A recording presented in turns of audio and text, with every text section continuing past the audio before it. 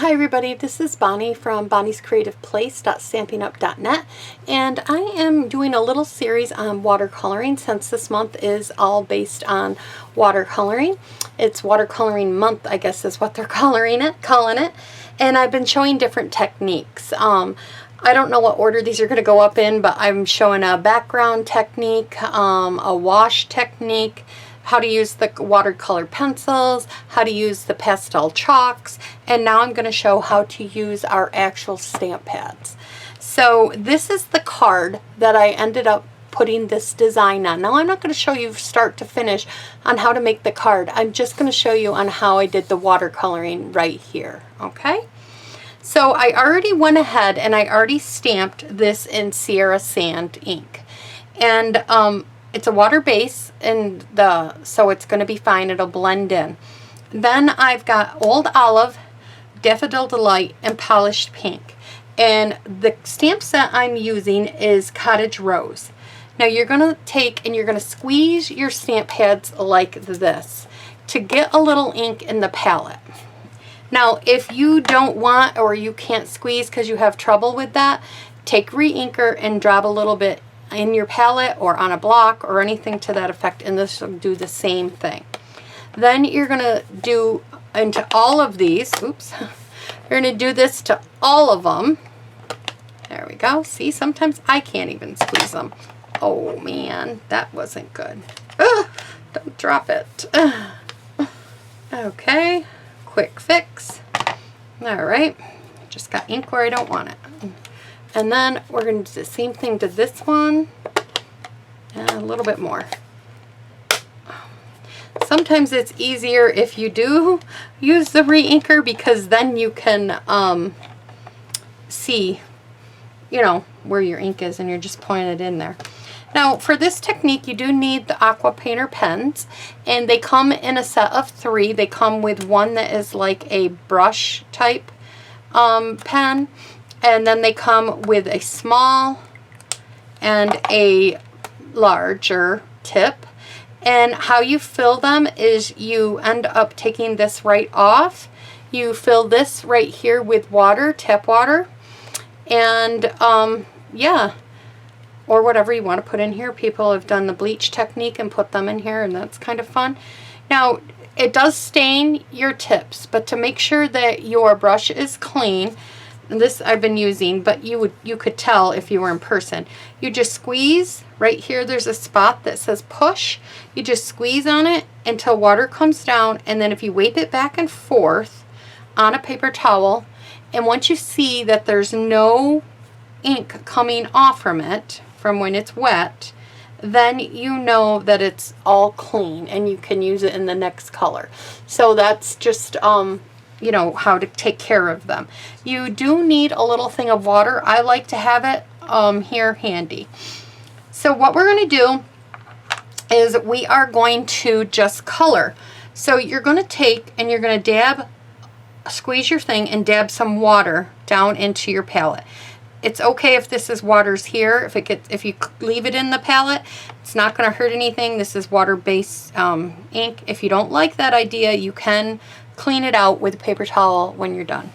You're going to dab a little bit off onto your paper, and then I like to go back and get some more. Then we are going to just color this whole thing like so.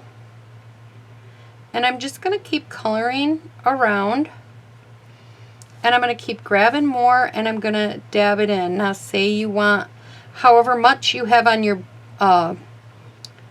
pen, I like to rotate this, or on your Aqua Painter, and how much if ink you put, you can make it darker. Like if I want the tips of this a little darker, then I just dipped it in a darker area. Same thing here. I want this little spot darker, then I'm going to put it darker. If you want down here towards the bottom a little darker, then you just make it darker. And then if you want to go back to your light, dip it in your water more. And it just keeps coming around. I like to work in sections, so I'm doing like kind of like each petal. This is not a quick process. You just have to keep doing this little at a time. Put where you want it darker, then I'm dipping in the darker ink on my palette here. Like, I don't know if you can see it, like there's darker ink up here. I'm dipping in there where I want that when I want it darker. And then I'm going around the tips and I kind of go down here a little bit to get it darker. Then when I want it lighter, I come into my watered section and I just fill it in. I kind of work around and certain areas here.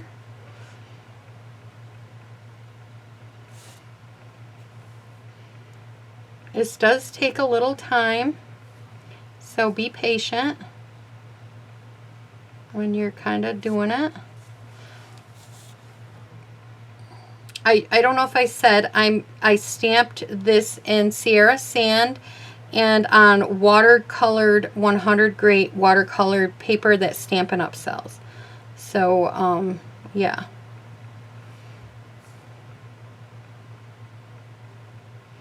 And you can always come back, you know, squeeze out some more water here. And you can always come back over some of these if you feel like they've got too much ink or not enough.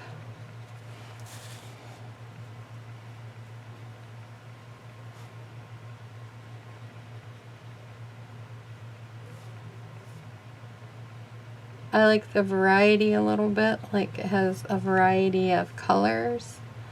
I think this is relaxing to me. I could sit with an audiobook playing and just do this coloring and not have it affect me at all. I really could. So this is what I like to... This is how I like to do it. I got that in a little dark, so I guess that petal is going to be all dark. And that's okay. They don't all have to be the same. I'm going to squeeze out some more ink here because it looks like I need to make this side a little bit darker. Get some darkers over here.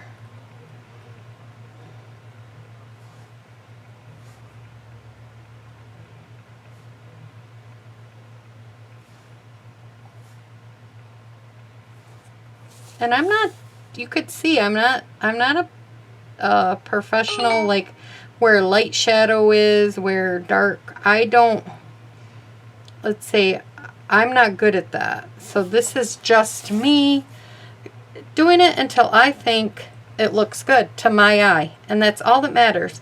If it looks good to you, then it's beautiful. And that's all you need to do. You don't need to do anything else. Okay, I think that looks very pretty, and I'm not going to do anything more to it. So to clean my brush, again, I'm going to dip it in some of this water, and then I'm just going to swipe it clean, and I'm squeezing some water out, and you see how all this pink's coming out of it still? And you're going to just keep doing this until eventually it comes out without any pink. And just keep cleaning it, and it'll be all clear.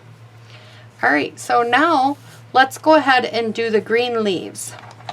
I'm going to squeeze some water in here. Get a little puddle. I call it a puddle. Wipe a little off, because sometimes it gets too much. And then I'm just going to go and grab some of the color, and I'm just going to fill this in just like so. You don't have to make darkness on this if you don't want to. You can just, just let it run to the end. Let the color like do its own thing. I love that water. I'm so sorry about my phone. I thought I turned the volume off. I got it buried here too. Oh, well, this leaf is going to be a little bit darker, and that's okay.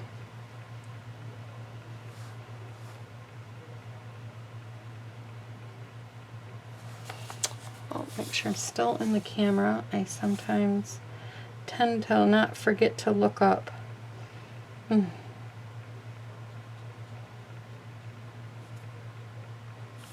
Okay. And then I'm going to go down these thin little branch. Actually, I'm going to get a little bit darker color here and try to go down this branch and here and this one.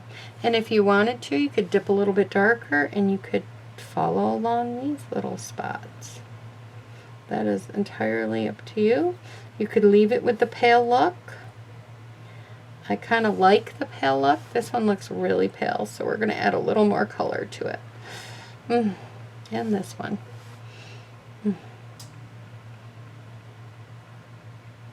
There we go. There. And that is how I did that. Cleaning my brush off to the side, getting it all nice and clean, especially before I put it in that yellow. I want to make sure I have all that green off it. Okay. And I do. And now we're going to squeeze a little dab of water in here. We're going to pick up some of this yellow. Okay. And we are going to dab a little bit off, and then we're going to pick up the yellow, and we are going to color this in. Now it looks really pale, so I'm going to grab some of that darker stuff in the back and give it a little bit darker color here, just like so. And then I'm going to grab some of this darker and I'm just going to dab it on top of these. And I'm leaving the stems alone. I don't know what this is called, maybe baby's breath or whatever, or maybe some of that, I think of that brown like weed, but I don't know, it could be a different color flower too, but I like to color it this way. And so that is how I made this card, and then I die cutted it out. This water paper cuts out beautiful. And then I just created it with the rest of the card. All the information on how I made this card and the details for it will be in the description box below. Please like, comment, subscribe, share my videos. It helps me out more than you know. Thanks for stopping by, everybody. Bye-bye.